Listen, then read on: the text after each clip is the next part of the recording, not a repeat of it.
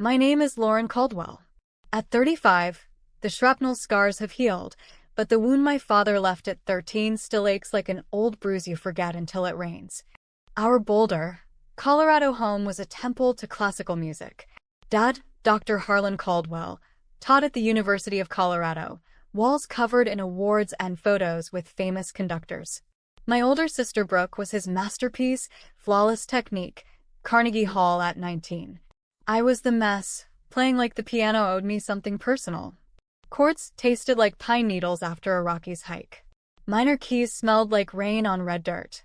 That December night, I poured my soul into Chopin's Ballade No. 1. When the last note died, Dad cleaned his glasses and said, flat as winter pavement, "Lauren, you'll never be a pianist. Enthusiasm without discipline is just noise." It hit harder than any IED. I enlisted the day I turned 18. In Afghanistan at Forward Operating Base Sentinel, a vicious fever dropped half the unit. Medics were drowning.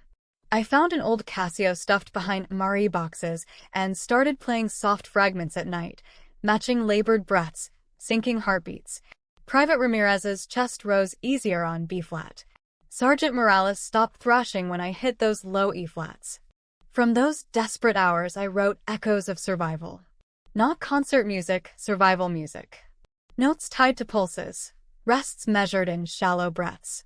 I mailed the crumpled manuscript home hoping, stupidly, Dad might finally hear me. 3 months later, he announced the world premiere of Shadows of Service, his inspired version, at a big veterans benefit in Denver. Same core melody, polished, sanitized, signed Harlan Caldwell. I walked in with 15 soldiers from Sentinel, still in uniform, boots dusty from the flight. As Dad sat at the Steinway and played his clean version, Colonel Ramirez stood first. That's Specialist Caldwell's song. She played it while we were dying. Every note kept us breathing. One by one they rose. Witnesses, living proof. The hall went graveyard quiet. Back in Boulder, I filed a straightforward copyright infringement suit in federal district court. Evidence was ironclad. My original pages on military forms, forensic ink dating, time-stamped helmet cam audio from the med tent, email receipt 7 months before Dad's creation. No drama needed, the facts spoke. In mediation, Dad finally cracked. Tears in his eyes, voice shaking. "I was scared you'd outshine me. I thought I was helping, but I stole what you bled for." He publicly credited me, paid damages, and donated half to the cause. With that money and his quiet support, we opened Harmony Haven right here in Boulder.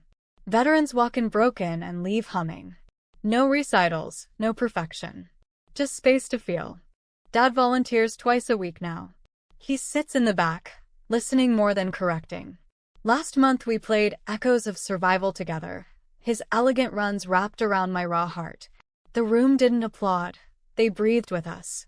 Turns out the greatest music isn't flawless notes. It's the ones that keep hearts beating when everything else fails. And family isn't perfect harmony. It's learning to play through the wrong chords until they finally sound like home. The wound didn't vanish. It just became the reason we can finally listen to each other.